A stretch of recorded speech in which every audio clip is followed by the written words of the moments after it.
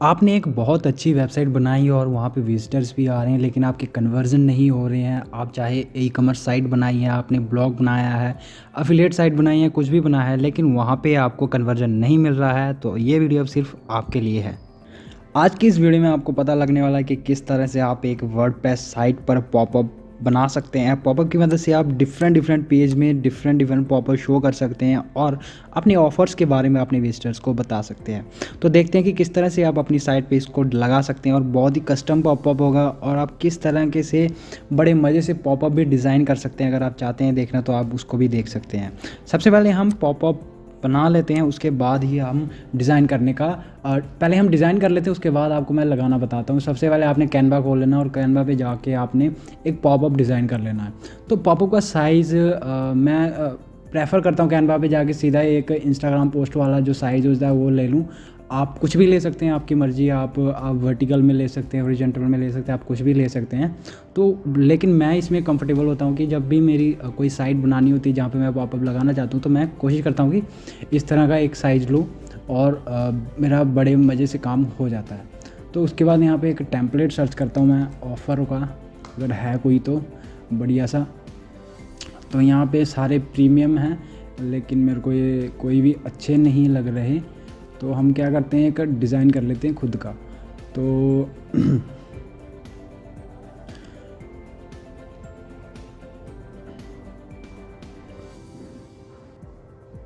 तो कुछ इस तरह का है। तो मैंने ये ले लिया। अब आप यहाँ पे मैं चाहता हूँ कि जब भी कोई पॉपअप कोई वेबसाइट पे आए तो मैं उसको 50 या 10% का डिस्काउंट देना चाहता हूँ। तो मैं वो डिस्काउंट के लिए एक बना लेता हूँ। जैसे ये है, ये बना लिया। उसके बाद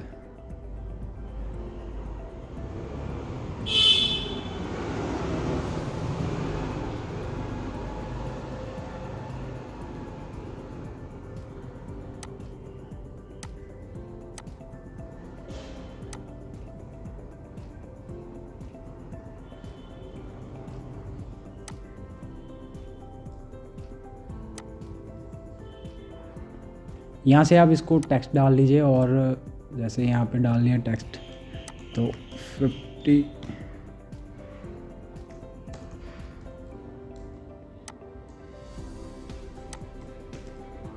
तो ये है मेरा ऑफ़र।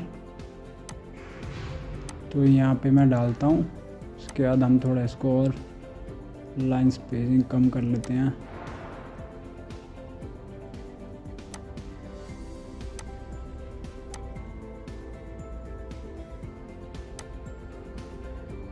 तो आप यहाँ से काफ़ी सारी चीज़ें देख सकते हैं कि किस तरह से कर सकते हैं। हालांकि अगर आप ये पार्ट नहीं देखना चाहते तो आप नीचे से स्किप कर सकते हैं, उस पार्ट पे जा सकते हैं जहाँ पे सीधा आप इसको वेबसाइट में लगा सकते हैं। तो मान लीजिए ये मैंने मोटा मोटी बना लिया पॉपअप और इसको डाउनलोड कर लेते हैं। आप किसी भी फॉर्मेट में कर लीजिए डाउनलोड। अब जाते हैं डाउनलोड होने के बाद हम क्या करते हैं, हम जाते हैं अपने वर्डप्रेस साइट पे जहाँ पे हम अब इसको लगाना सीखेंगे। तो आपने यहाँ पे अगेन आपको एक नए प्लगइन की ज़रूरत होगी और आपने यहाँ पे प्लगइन के सेक्शन में जाके ऐड न्यू प्लगइन करना है। और यहाँ पे ऐड न्यू प्लगइन करने के बाद जब आप यहाँ पे जब ये खुल जाएगा तो यहाँ पे आपने पॉपअप बिल्डर लिखना है। तो जब आप पॉपअप बिल्डर लिखोगे तो आपको यहाँ पे एक ऑप्शन आएगा, ये पहले वाला पॉपअप बिल्डर ये है। इनकी ये मेरे को प्रोनाउंस करने नहीं आएगा, ये आप देख लें खुद ही। तो ये आप देख लीजिए जूम करके थोड़ा कौन सा नाम है, तो आप यहाँ से कर सकते हैं। तो उसके बाद इसको एक्टिव कर लीजिए। बाकी और भी पॉपअप बिल्डर है, लेकिन मैं इसको काफ़ी सालों से यूज़ कर रहा हूँ तो मेरे को ये अच्छा लगता है और कस्टमाइजेशन में भी बहुत आसानी होती है। तो आपको यहाँ पे ना एक ऑप्शन मिल गया है यहाँ पे पॉपअप बिल्डर का। अब आपने ऑल पॉपअप्स पे जाना है और आपने यहाँ पे कुछ सेटिंग्स करनी है जिसकी मदद से आप जैसे अभी मैंने इमेज बनाया तो आप यहाँ पे और भी चीज़ें बना सकते हैं। यहाँ पे अगर आपकी कहीं और पॉपअप ऑलरेडी बनी हुई तो यहाँ पे इंपोर्ट एक्सपोर्ट कर सकते हैं। तो हम अभी ऐड न्यू पे करेंगे और एक नया पॉपअप बनाएंगे जी। तो अभी देखिए आपके पास HTML कोड है, आपके पास फेसबुक का कुछ डालना है, आपने सब्सक्रिप्शन लेना है या कुछ और है जो आपके पास यूनिक चीज़ है, तो आप यहाँ पे कर सकते हैं। मैं सिंपल एक इमेज का पॉपअप बना के दिखाने वाला हूँ आपको। तो आप यहाँ पे इमेज पे क्लिक कर लीजिए और यहाँ पे प्रो वर्जन भी है, आपको यहाँ पे बहुत सारी एडवांस चीज़ें मिल जाएंगी। प्रो वर्जन में आप लेना चाहें तो ले सकते हैं। यहाँ पे पॉपअप का नाम डाल लेते हैं सबसे पहले, तो लीजिए ये हो गया पॉपअप।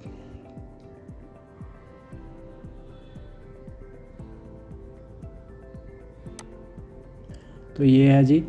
उसके बाद आपने क्या करना है, यहाँ पे नीचे आना है।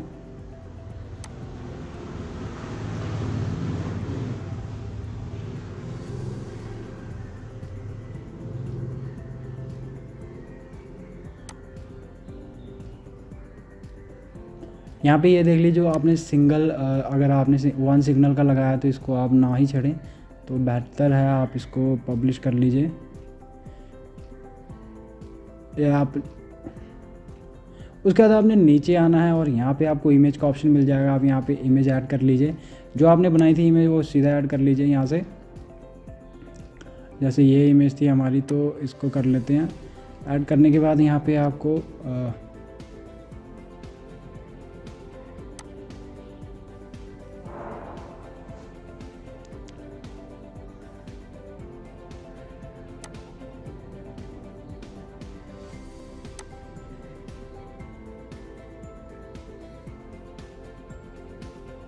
जी आप यहाँ से हो गया आपकी ऐड। तो आपने जब ये कर लिया ऐड, ये हो गया ऐड। अब आपकी इमेज तो यहाँ पे लग चुकी है, ठीक है, आप देख रहे हैं। अब आपने जाना है रोल पे। इसको डिस्प्ले कहाँ करना चाहते हैं आप? एवरीवेयर, हर जगह पे करना चाहते हैं कि कुछ पोस्ट पे, सिलेक्टेड पोस्ट, पोस्ट टाइप पे, पोस्ट कैटेगरी पे, आप ये पूरा चूज़ कर सकते हैं। आप बिल्कुल कस्टम कर सकते हैं इसको। मैं चाहता हूँ कि ऑल पोस्ट पे ही कर दें, या आप एवरीवेयर कर दीजिए। आप एवरीवेयर कर देंगे तो आपकी हर जगह पे ये आप दिखा सकते हैं बहुत ही मज़े से। उसके बाद आपने यहाँ पे कर लेना है इसको। मैं पहले पब्लिश कर देता हूँ। उसके बाद इवेंट्स का सेक्शन है।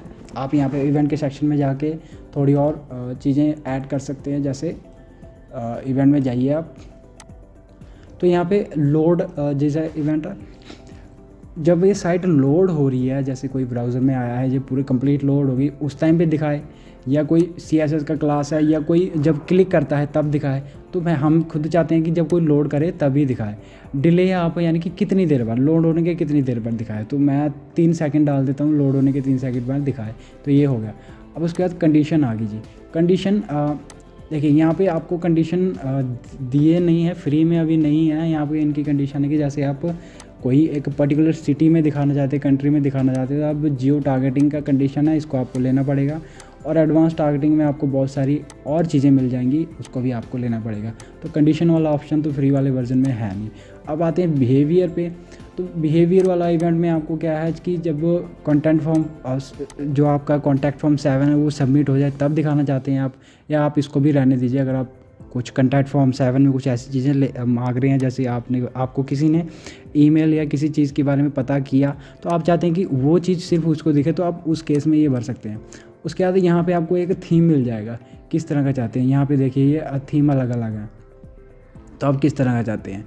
तो मैं जी ये चूज़ करूँगा। यहाँ पे बाकी किसी में बॉर्डर है, किसी में नहीं है।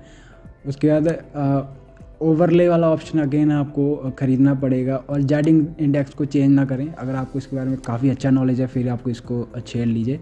उसके बाद जो कलर है आप इसको वाइट रखूँगा मैं। उसके बाद बाकी चीज़ें मैं ऐसे ही रहने दूँगा। क्लोजिंग किस जगह कैसे कर सकते हैं, तो ये है कि क्लोजिंग ES के की से भी क्लोज़ हो जाएगा, यहाँ पे लिखा है। उसके बाद क्लोज़ का बटन दिखा है वो भी इसमें ऑन है। तो डिले, बाकी पोजीशन आप कहाँ पे दिखाना चाहते हैं, राइट कितना है, बॉटम कितना है, और जो बटन है क्लोज़ का वो कितना बड़ा छोटा होगा। डायमेंशन ओवरले क्लिक, जो आपकी जब ऊपर आएगा तो कितने एरिया में फैलेगा, वो चीज़ें हैं। तो आप इसको भी चूज़ करते हैं। बाकी यहाँ पे आपको बहुत सारे फीचर तो हैं लेकिन वो पेड में है। तो उसके बाद यहाँ पे डायमेंशन वाले ऑप्शन में जाएंगे जी। आप यहाँ पे रिस्पॉन्सिव मोड में ऑटो ही रहने दीजिए, ताकि कोई मोबाइल में खोलता है तो वो मोबाइल के हिसाब से दिखे, और अगर कोई डेस्कटॉप पे खोलता है तो डेस्कटॉप पे दिखे। तो आप इसको ना छेड़ें, इसके हिसाब से आप जैसा है वैसा ही रहने दें। अब आते हैं एडवांस में।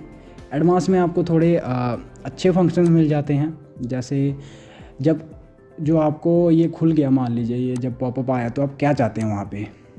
जैसे जैसे यहाँ पे है कि action on popup on click, आप ऑफ़ किया हुआ है, तो हम इसको करेंगे ऑन करने के बाद आप क्या चाहते हैं कि पॉपअप क्लोज़ का बटन आए, तो अब या कुछ और। तो मैं चाहता हूँ रीडायरेक्ट आए जी।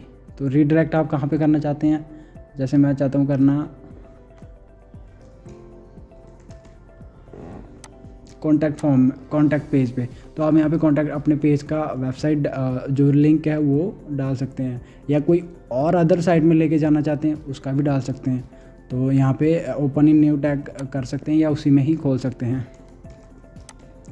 तो ये हो गया, हम इसको ओपन इन न्यू टैब भी कर देते हैं।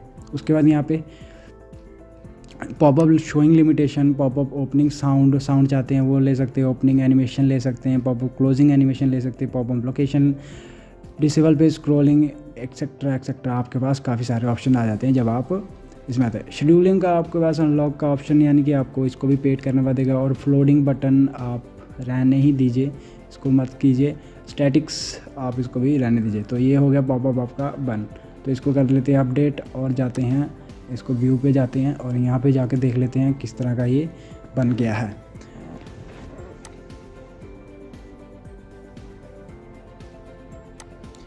देखिए जब ये कंप्लीट लोड हुआ उसके बाद ही ये आया। तो आपको यहाँ पे क्लोज़ का बटन ये नीचे की तरफ दिख रहा है, वहाँ पे जो मैंने आपको बताया कि थीम ले सकते हैं, तो आपने वहाँ से इसको चूज़ कर लेना अगर आप चेंज करना चाहते हैं तो।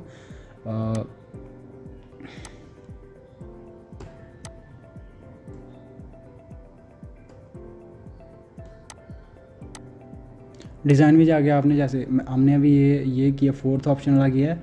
अभी हम इसमें आते हैं, तो हम अपने डिज़ाइन वाले ऑप्शन में आ गए, आपने इसको कर देना है।